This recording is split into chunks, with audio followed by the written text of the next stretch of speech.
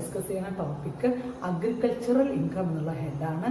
അതിനു മുമ്പ് നമുക്ക് ഇൻകം എന്താണെന്ന് അറിയണം അല്ലേ. ഇൻകം അണ്ടർ സെക്ഷൻ 2 സബ്സെക്ഷൻ 24 നമ്മൾ ഡെഫിനിഷനിൽ ഓൾറെഡി ഡിസ്കസ് ചെയ്ത് കഴിഞ്ഞു അല്ലേ. അപ്പോൾ ഇൻകത്തിനൊരു പ്രിസ്ക്രൈബ് ഡെഫിനിഷൻസ് ഇല്ല, പക്ഷേ ഇൻകം ഇൻക്ലൂഡ്സ് പറഞ്ഞിട്ട് കുറേ ഞാൻ പറഞ്ഞിട്ടുണ്ടായിരുന്നു. ആ വീഡിയോ ഒന്ന് വാച്ച് ചെയ്യുക. ദെൻ അതിനു മുമ്പ് നമുക്ക് income different types of incomes ഉണ്ട്. ഏതൊക്കെയാണ്? ഓൺ ദ ബേസ് ഓഫ് ലീഗാലിറ്റിയുടെ ബേസിൽ legal income, illegal income, on the basis of നാഷണാലിറ്റിയുടെ ബേസിൽ ഇന്ത്യൻ ഇൻകം, ഫോറിൻ ഇൻകം, അങ്ങനെ കുറേ ക്ലാസിഫിക്കേഷൻസ് ഞാൻ അവിടെ കൺസെപ്റ്റിൽ പറഞ്ഞിട്ടുണ്ടായിരുന്നു. ദെൻ ഇവിടെ നമ്മൾ അഗ്രികൾച്ചറൽ ഇൻകം എന്നുള്ള ഹെഡിൽ ഇൻകത്തിനെ ക്ലാസിഫൈ ചെയ്തിട്ടുണ്ട്. Income may be of 3 types ഉണ്ട്. Then first one non agricultural income, second one partly agricultural or partly non agricultural income, then third one agricultural income. അപ്പോൾ ആദ്യത്തേത് നോൺ അഗ്രികൾച്ചറൽ ഇൻകം എന്ന് പറയുമ്പോൾ total of 5 heads are known as non-agricultural income. ഏതൊക്കെ ഈ 5 heads? Income from salary, income from house property, PGBP, profit and gains of business or profession, capital gain, income from other sources.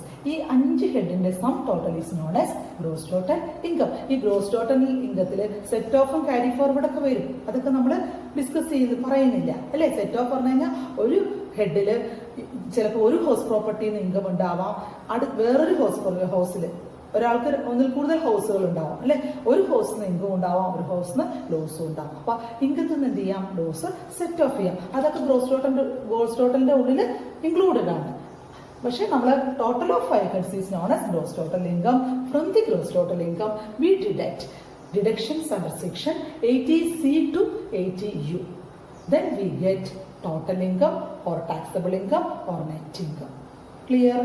ഇതാണ് non agricultural income. Then second category partly agricultural income or partly non agricultural income. These may be of 2 types. First one is TCR എന്ന് എഴുതിയിട്ടുണ്ട് ഞാൻ. TCR പറഞ്ഞാൽ പേടിക്കേണ്ട. എന്താണെന്ന് വെച്ച് കഴിഞ്ഞാൽ tea, coffee, rubber. മനസ്സിലായോ? ഈ പ്രോഡക്റ്റിന് സെപ്പറേറ്റ് ഒരു റേഷ്യോ എന്നുള്ളത്. ബാക്കി എല്ലാ പ്രോഡക്റ്റും ടീ, കോഫി, റബ്ബർ ഒരു കാറ്റഗറിയിലാണ്, ബാക്കി എല്ലാ പ്രോഡക്റ്റും അതേഴ്സ് എന്നുള്ള കാറ്റഗറിയിലാണ് ഞാൻ ഡിസ്കസ് ചെയ്യുന്നത്. അതിൽ TCR ഒരു പർട്ടിക്കുലർ റേഷ്യോന്റെ ബേസിലാണ് നമ്മൾ കാണുക. ആ റേഷ്യോ ഞാനൊരു ടേബിൾ വരച്ചിട്ട് പറഞ്ഞോളാം, ഇത് കഴിഞ്ഞിട്ട് പറഞ്ഞോളാം. ദെൻ അതേഴ്സ് എന്നുള്ളത് മാർക്കറ്റ് വാല്യൂയിലാണ് നമ്മൾ പറയുന്നത്, കാൽക്കുലേറ്റ് ചെയ്യുന്നത്. ദെൻ TCR പറയുന്നത് ആർ ഓഫ് 2 കാറ്റഗറി ഉണ്ട്. അതിൽ അഗ്രികൾച്ചറൽ ഇൻകം ഉണ്ട്, നോൺ അഗ്രികൾച്ചറൽ ഇൻകം ഉണ്ട്. അഗ്രികൾച്ചറൽ ഇൻകം എക്സംപ്റ്റഡ് ആണ്. നോൺ അഗ്രികൾച്ചറൽ ഇൻകം PGBP എന്നുള്ള ഹെഡിൽ ടാക്സബിൾ ആണ്. ദെൻ അതേഴ്സ് എന്നുള്ള കാറ്റഗറിയിലും അഗ്രികൾച്ചറൽ ഇൻകം ഉണ്ട്, നോൺ അഗ്രികൾച്ചറൽ ഇൻകം ഉണ്ട്. അഗ്രികൾച്ചറൽ ഇൻകം എക്സംപ്റ്റഡ് ആണ്. Then non agricultural income PGBP എന്നുള്ള ഹെഡിൽ ടാക്സബിൾ ആണ്. ക്ലിയർ ആയോ? Then third part agricultural income. Agricultural income exempt under section 10 പ്രകാരം എക്സംപ്റ്റഡ് ആണ്. ഏത് ഇൻകം ആണെങ്കിൽ agricultural income in India is fully exempt under section 10. മനസ്സിലായോ? അപ്പോൾ agricultural income outside India taxable ആണ് under the head income from other sources. മനസ്സിലായോ? ഇത് നമ്മൾ ക്ലിയർ ആയി മനസ്സിലാക്കണം. അപ്പോൾ അഗ്രികൾച്ചറൽ ഇൻകം ഇന്ത്യത്തെ ആണെങ്കിൽ എക്സംപ്റ്റഡ് ആണ്, ഔട്ട്സൈഡ് ഇന്ത്യത്തെ ആണെങ്കിൽ ടാക്സബിൾ ആണ്. Under the head income from other സോഴ്സിലും ടാക്സബിൾ ആണ്. ക്ലിയർ ആയോ? അഗ്രികൾച്ചർ ഇൻകം എന്നുള്ളത് ഒന്നുകൂടി ഡിസ്കസ് ചെയ്യുന്നു. അഗ്രികൾച്ചർ ഇൻകം എന്നുള്ള ഹെഡിൽ income may be of 3 types ഉണ്ട്. First one non agricultural income, second one partly agricultural income or partly non agricultural income, third one agricultural income. അപ്പോൾ first one non agricultural income. Total of 5 heads are known as gross total income അല്ലെ. Gross total ഇൻകത്തിൽ എന്തുകൂടി include ചെയ്യും? Set ഓഫും carry forward. From the gross total ഇൻകത്തിൽ നിന്ന് നമ്മൾ deduction under section 80C to 80U deduct ചെയ്യുമ്പോൾ നമുക്ക് total income കിട്ടും, അല്ലെങ്കിൽ ടാക്സബിൾ ഇൻകം കിട്ടും, അല്ലെങ്കിൽ നെറ്റ് ഇൻകം കിട്ടും. ക്ലിയർ ആയ non agriculture income. Then second head partly agriculture income or partly non-agricultural income. These may be of 2 types. First category TCR എന്ന് പറയുന്നു. TCR പറഞ്ഞാൽ tea, coffee, rubber. Then second one others. TCR പറയുന്ന ഒരു particular റേഷ്യോയിലാണ് നമ്മൾ കാണുന്നത്. ആ ratio നമ്മൾ അടുത്തതായി ഡിസ്കസ് ചെയ്യും. ഒരു ടേബിൾ വരച്ചിട്ട് എത്ര അഗ്രികൾച്ചറൽ ഇൻകം ഉണ്ട്, എത്ര നോൺ അഗ്രികൾച്ചറൽ ഉണ്ടെന്ന് ഡിസ്കസ് ചെയ്യും. മനസ്സിലായോ? അപ്പോൾ TCR റേഷ്യോന്റെ ബേസിസിലാണ്. TCR can be again divided into agriculture income and non-agricultural income. Agriculture income is fully exempted ആണ്. നോൺ അഗ്രികൾച്ചർ പറയുമ്പോൾ PGBP എന്നുള്ള ഹെഡിൽ ടാക്സ് ചെയ്യുന്നു. ദെൻ അടുത്തത് അതേഴ്സ് ഉള്ള കാറ്റഗറിയിലും അത് മാർക്കറ്റ് വാല്യൂവിന്റെ ബേസിലാണ് നമ്മൾ കാൽക്കുലേറ്റ് ചെയ്യണമെന്ന് പറഞ്ഞു. അതിൽ 2 ടൈപ്സ് ഉണ്ട്. അഗ്രികൾച്ചർ ഇൻകം ഉണ്ട്, നോൺ അഗ്രികൾച്ചറൽ ഇൻകം ഉണ്ട്.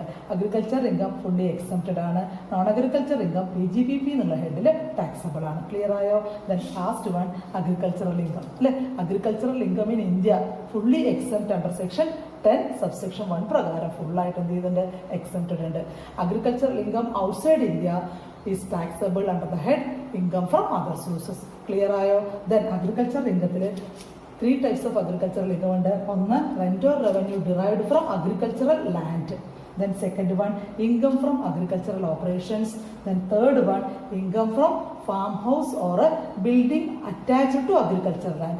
These 3 are fully exempt under section 10 subsection 1.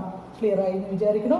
അടുത്ത ടോപ്പിക് നമ്മൾ ഡിസ്കസ് ചെയ്യുന്നത് meaning of agricultural income section 2 subsection 1A പ്രകാരം ആണ് ഡിസ്കസ് ചെയ്യുന്നത്. Section 2 subsection 1A of the income tax act gives the meaning of agricultural income as follows. First point, any rent or revenue derived from land which is situated in India and is used for agricultural purpose. Second point, any income derived from such land by agricultural operations or by any process which render the produce fit for the market by cultivator or receiver of rent in kind. അടുത്ത point, by the sale of such produce. അടുത്ത point, any income from a farm house. Total 3 point ആണ്. Second പോയിന്റിന് 3 sub divisions ഉണ്ട്. മനസ്സിലായോ? അപ്പൊ നമുക്ക് ഈ മീനിങ്ങില് 3 point നമ്മൾ പറയുന്നുള്ളൂ. ഒന്ന്, any rent or revenue derived from agricultural land. Second point, income from agricultural operations. Third one, income from a farm house. ഇത് 3 അല്ലെ. മീനിങ്ങിൽ നമുക്ക് 3 ടേംസ് ആണ് ഇൻക്ലൂഡ് ചെയ്യുന്നത്. 3 ടേംസ് മാത്രം അല്ലെ. ഇനി അതിന്റെ ഡീറ്റെയിൽഡ് എക്സ്പ്ലനേഷൻ നമുക്ക് പറയാം. Any rent or revenue derived from land which is situated in India and is used for agricultural purpose. ആ ഫസ്റ്റ് പോയിന്റിൽ തന്നെ 3 സബ് ഡിവിഷൻസ് ആണുള്ളത്. ഒന്ന്, any rent or revenue derived from land അല്ലെ. റെന്റ് ഓർ റവന്യൂ എവിടെ നിന്ന് derive ചെയ്യണം? Land. Land ഏതാണ്? അഗ്രികൾച്ചറൽ ലാൻഡ് ആയിരിക്കും. Then which is situated in എവിടെ സിറ്റുവേറ്റ് ചെയ്യണം? ഇന്ത്യയിൽ. ആൻഡ് ഇസ് യൂസ്ഡ് ഫോർ എന്തിന് യൂസ് ചെയ്യണം? അഗ്രികൾച്ചർ പർപ്പസിന്. 3 സബ് പോയിന്റ് ആണ് ആദ്യത്തെ പോയിന്റ്. അതിൽ നമുക്ക് any rent or revenue from derived from land നമ്മൾ പറയുന്നുണ്ട് അല്ലെ. അതെന്താ നോക്കുക.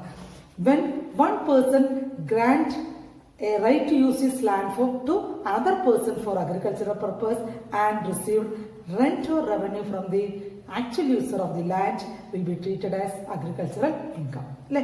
ഒന്നുമില്ലെങ്കിൽ ലാൻഡ് ലോഡ് തന്നെ കൾട്ടിവേറ്റ് ചെയ്യാം, അല്ലെങ്കിൽ ലാൻഡ് ലോഡ് വേറൊരു വ്യക്തിക്ക് കൾട്ടിവേറ്റ് ചെയ്യാൻ അഗ്രികൾച്ചറൽ ലാൻഡ് കൊടുക്കാം അല്ലെ. അങ്ങനെ ആ വ്യക്തിയിൽ നിന്ന് ഇയാൾക്ക് എന്ത് കിട്ടാം? റെന്റ് കിട്ടാം. അതിനെ നമ്മൾ എന്ത് പറയുന്നു? അഗ്രികൾച്ചറൽ ഇൻകം ആയിട്ട് ട്രീറ്റ് ചെയ്യുന്നു. ഇവിടെ പറയുന്നത് land should be the immediate or effective source of income ആവണം, not the indirect source or secondary source ആവാൻ പാടില്ല അല്ലെ. നമുക്ക് ലാൻഡിൽ നിന്ന് കിട്ടുന്ന income direct source of income തന്നെ ആവണം എന്നാണ് അവിടെ പറയുന്നത്. Example, income received by actually conducting cultivation in the land is known as agricultural income എന്ന് പറയാം. That is, the direct income from agriculture is treated as agricultural income. The indirect income from agriculture is not treated as agricultural income. മനസ്സിലായോ? അപ്പൊ example നമുക്ക് പറയാം. Salary of a farm manager or dividend from a company engaged in agricultural activity is not a agricultural income. Then അടുത്ത് പറയുന്നത് by agriculture, a income derived from such land by agricultural operations. സാധാരണ 2 agricultural operations ആണ് perform ചെയ്യുന്നത്.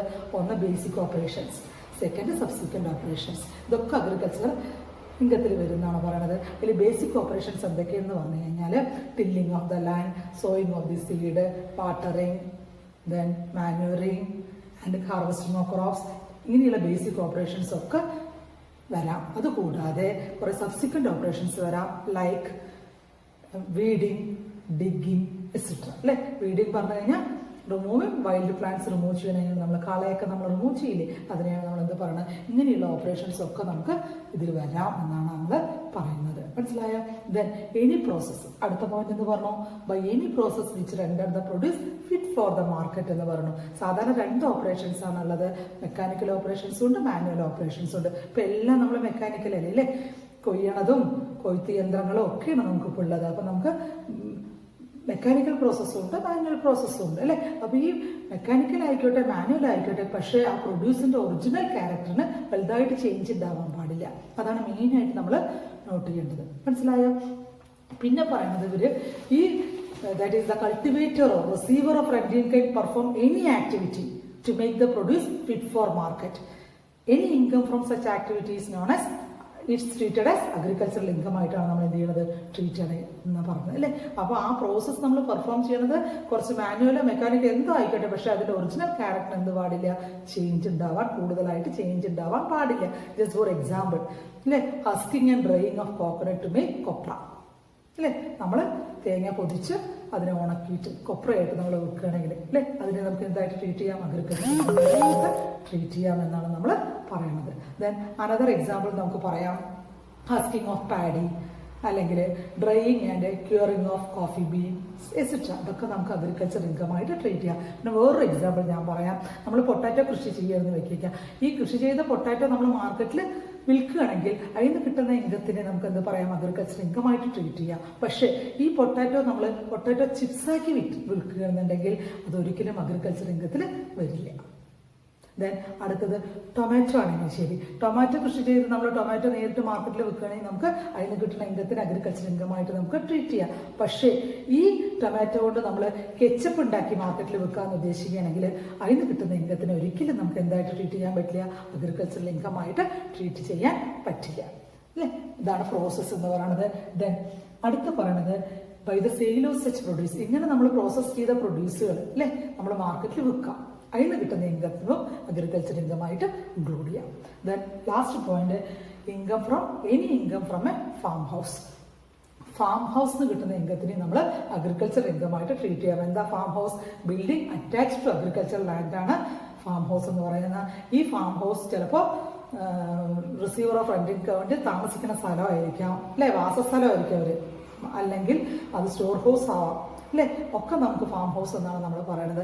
അതിന് വല്ല incomes കിട്ടുകയാണെങ്കിൽ ആ income is also treated as agriculture ഇൻകമായിട്ട് നമ്മൾ ട്രീറ്റ് ചെയ്യുന്നു. ഇതാണ് ഡെഫിനിഷൻ. അപ്പോൾ ഈ ഡെഫിനിഷൻ നമുക്ക് 3 പോയിന്റ് ആയാലും നമുക്ക് നോട്ട് ചെയ്യാനുള്ളൂ. അപ്പോൾ എന്താണെന്ന് നോക്കാം. Any rent or revenue derived from land അല്ലേ. ദെൻ സെക്കൻഡ് പോയിന്റ് പറയുന്നത് any income from agricultural operation. Then third point any income from a farm house. ഈ 3 പോയിന്റാണ് നമ്മുടെ അഗ്രികൾച്ചർ ഇൻകത്തിൽ മെയിനായിട്ട് നമ്മൾ കൺസിഡർ ചെയ്യേണ്ട പോയിന്റ്. അതിൻ്റെ ഇടയിൽ നമുക്ക് പ്രോസസ്സും ഓപ്പറേഷനൊക്കെ എന്തൊക്കെയാണെന്ന് നമ്മൾ മനസ്സിലാക്കുക. പിന്നെ ഈ ഡെഫിനിഷൻ നമ്മൾ ഒരു ഇൻകം അഗ്രികൾച്ചറൽ ഇൻകമായിട്ട് നമ്മൾ ട്രീറ്റ് ചെയ്യുകയാണെങ്കിൽ അതിന് താഴെ പറയുന്ന ക്രൈറ്റീരിയ നമ്മൾ സാറ്റിസ്ഫൈ ചെയ്യണം. 3 ക്രൈറ്റീരിയാസ് ആണ് നമ്മൾ പറയുന്നത്. അതിൽ first criteria, income derived from land is situated in India, ഒന്നാമത്തെ point. Then second point, land is used for agricultural purpose. Then third point, land is situated in India. ഈ 3 പോയിന്റാണ് നമ്മൾ, ഈ 3 പോയിന്റ്സ് നമ്മൾ കൺസിഡർ ചെയ്യണം അല്ലെ. ഒരു ഇൻകം അഗ്രികൾച്ചറൽ ഇൻകം ആണോ എന്ന് കൺസിഡർ ചെയ്യുന്നതിന് മുമ്പ് നമ്മൾ ഈ 3 പോയിന്റ്സ് നമ്മൾ ഫോളോ ചെയ്യണം, അല്ലെങ്കിൽ ആ conditions to be followed while treating an income as agricultural income എന്നാണ് നമ്മളിവിടെ പറയുന്നത്. ക്ലിയർ ആയില്ല മീനിങ്? ഇത്രയേ ഉള്ളൂ അഗ്രികൾച്ചറൽ ഇൻകത്തിന്റെ മീനിങ്. അടുത്ത topic kinds of agricultural income ആണ്. അതിൽ ഒരു 6 ടൈപ്സ് ഓഫ് അഗ്രികൾച്ചറൽ ഇൻകംസ് ഉണ്ട്. First one, rent or revenue derived from land. നമ്മൾ ഓൾറെഡി ഡിസ്കസ് ചെയ്ത് കഴിഞ്ഞു. റെന്റ് ഓർ റവന്യൂ പോയിന്റ്സ് മാത്രം നോട്ട് ചെയ്താൽ മതി. ദെൻ second one, income from agricultural operations.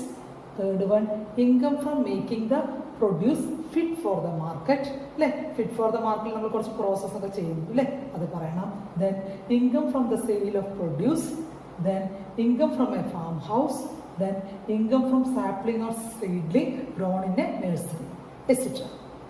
ഇത്രയാണ് നമ്മൾ എന്ത് പറയണത്, ടൈപ്സ് ഓഫ് അഗ്രികൾച്ചറൽ ഇൻകം എന്ന് പറയുന്നത്. ഇത് income from sapling or seedling പറയുന്നത് അസസ്മെന്റ് ഇയർ 2009-10 ഇൻട്രൊഡ്യൂസ് ചെയ്തിരിക്കുന്നത്. മനസ്സിലായോ?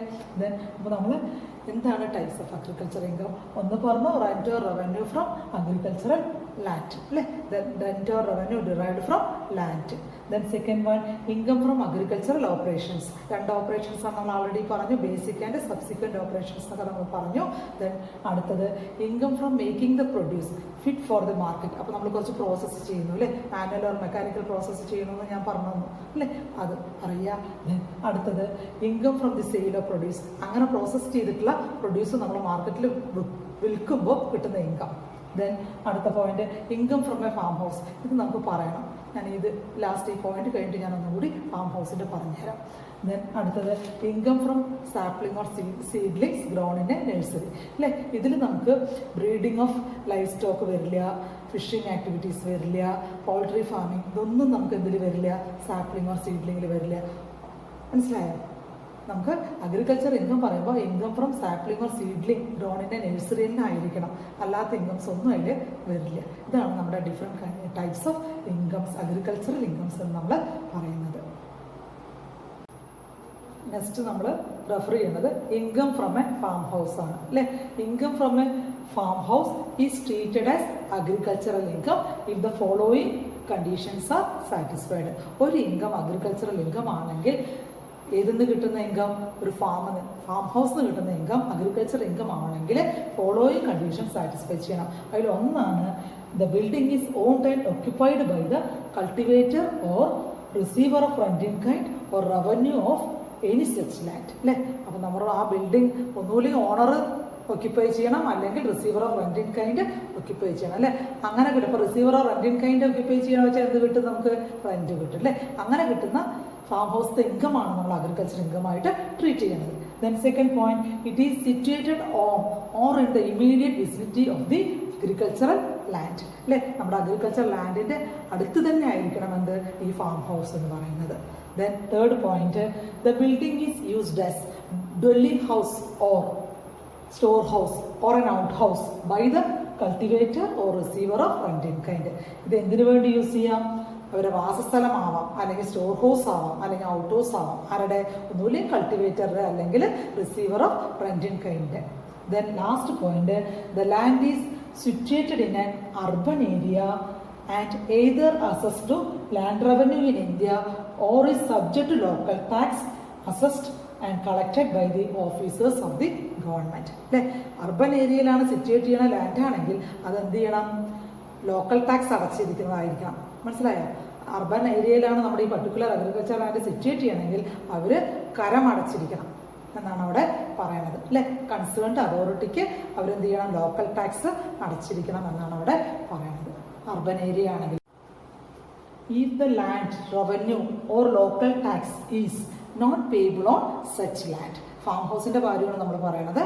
ദെൻ അങ്ങനെയാണെങ്കിൽ ലാൻഡ് റവന്യൂ അല്ലെങ്കിൽ ലോക്കൽ ടാക്സ് കൊടുക്കുന്നില്ല ആ ലാൻഡിനെന്ന് വെച്ച് കഴിഞ്ഞാൽ ആ ലാൻഡ് എങ്ങനെയായിരിക്കണം, the land is situated in the non urban ഏരിയയിലായിരിക്കണം, റൂറൽ ഏരിയയിലായിരിക്കണം എന്ത് ചെയ്യുന്നത്, സിറ്റുവേറ്റ് ചെയ്യേണ്ടത്. പിന്നെ the land is situated within municipality or cantonment board jurisdiction has a population of less than 10,000. അപ്പോൾ റൂറൽ ഏരിയയിലും ആവണം പോപ്പുലേഷൻ എന്തായിരിക്കും, ലെസ് ദാൻ 10,000 ആയിരിക്കണം. Then the farm building is not situated within the area specified below, ആ area താഴത്ത് പറയുന്നുണ്ട്. അപ്പോൾ the land farm building is not situate ചെയ്യാൻ പറ്റില്ല, ഈ താഴെ പറഞ്ഞ ഏരിയയിൽ സിറ്റുവേറ്റ് ചെയ്യാൻ പറ്റില്ല. അങ്ങനെയാണെങ്കിൽ the income derived from such building shall be agricultural ഇൻകമായിട്ട് ട്രീറ്റ് ചെയ്യും. The land is not situated in any area within the distance measured ഏരിയയിൽ, ആകാശമാർഗം അളക്കുകയാണ്, മെഷർ ചെയ്യണം, അളവ് മെഷർ ചെയ്യുന്ന ഏരിയയിൽ നമ്മൾ പറയുന്നത്. അതിൽ എന്ത് പറയുന്നുണ്ട്, not more than 2 kilometers from local limit and which has a population of more than 10,000 but not exceeding 1 lakh. Then അടുത്തത് not being more than 6 kilometers from local limit and which has a population of more than 1 lakh but not exceeding 10 lakh. Then last one, not being more than 8 kilometers from the local limit and which has a population of more than 10 lakh with effect from assessment year 2014-15 എന്നാണ് പറയുന്നത്. മനസ്സിലായോ? അപ്പോൾ നമ്മൾ urban ഏരിയയിലാണെങ്കിൽ നമ്മൾ local tax കരം അടച്ചിരിക്കണമെന്ന് നമ്മൾ പറഞ്ഞിട്ടുണ്ട്. അഥവാ ലോക്കൽ ടാക്സ് പേ ചെയ്തില്ല വെച്ച് കഴിഞ്ഞാൽ ഇങ്ങനെയൊക്കെ ആയിരിക്കണം. അങ്ങനെയുള്ള ലാൻഡിലെ ഇൻകം മാത്രമേ നമ്മൾ അഗ്രികൾച്ചർ ഇൻകമായിട്ട് ട്രീറ്റ് ചെയ്യുള്ളൂ എന്നാണ് നമ്മൾ പറഞ്ഞത്.